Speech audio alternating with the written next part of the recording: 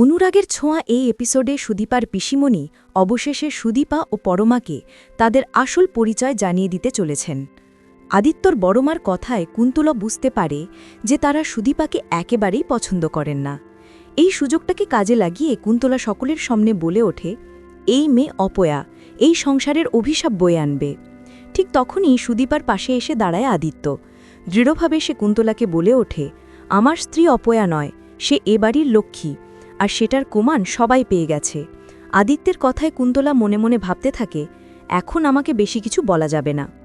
কুন্তলা আবারও সুদীপা ও পরমার ভাগ্যলিপি দেখতে শুরু করে, আর সেখানে তাদের একই ডেটে জন্মবার দেখে সে চমকে ওঠে। মনে মনে বলতে থাকে, তাহলে কি এটাই সুরপা?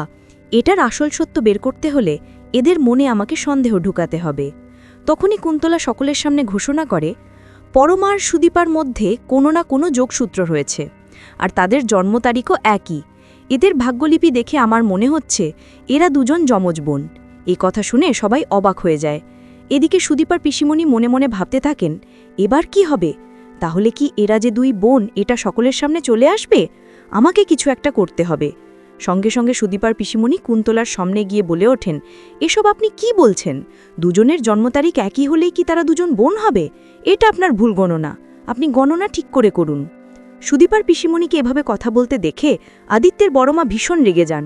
সঙ্গে সঙ্গে বলে ওঠেন, আপনি বাইরের মানুষ, আপনি ঘরের বিষয়ে কথা বলছেন কেন? এক্ষুনি এখান থেকে চলে যান। সুদীপা তার পিসিমণির অপমান সহ্য করতে না পেরে বড়মার সামনে গিয়ে দাঁড়িয়ে বলে ওঠে, আপনার যত খুশি অপমান করার আপনি আমাকে করুন, প্লিজ পিসিমাকে কোনো অপমান করবেন না। এই বলেই সুদীপা সঙ্গে সঙ্গে তার পিসিমণিকে নিয়ে সেখান থেকে চলে যায়। এদিকে সুদীপার পিসিমণি মনে মনে ভাবতে থাকেন, আমার মনে হয় সুদীপা ও পরমাকে জানিয়ে দেওয়া উচিত তারা দুজন যমজ বোন, তাহলে হয়তোবা তাদের সম্পর্কটা আরও গভীর হবে। এরপর দেখা যায় সুদীপার পিসিমণি সুদীপাকে ডেকে বলেন, দিদিমণি, আমি তোমার সাথে এবং পরমা দিদিমণির সঙ্গে কথা বলতে চাই। তোমাদেরকে অতীত সম্পর্কে একটা সত্য কথা জানাতে চাই। এই কথা শুনে সুদীপা অবাক হয়ে যায়। সে বারবার পিসিমণিকে প্রশ্ন করলে তিনি বলেন, আমি তোমাদের দুজনকে একসঙ্গেই কথাটা বলবো। এরপর সুদীপা নিজেই পরমাকে সেখানে ডেকে নিয়ে আসে। পরমা ও সুদীপার সামনে দাঁড়িয়ে পিসিমণি মনে মনে বলতে থাকেন, আমার কি বলাটা ঠিক হবে?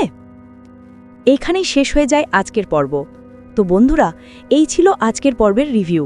আশা করব তোমাদের খুব ভালো লেগেছে। পর্ব ভালো লেগে থাকলে লাইক কমেন্ট করবে, আর আমাদের সাথে থাকতে আমাদের পেজ ও চ্যানেলকে ফলো ও সাবস্ক্রাইব করতে ভুলবে না।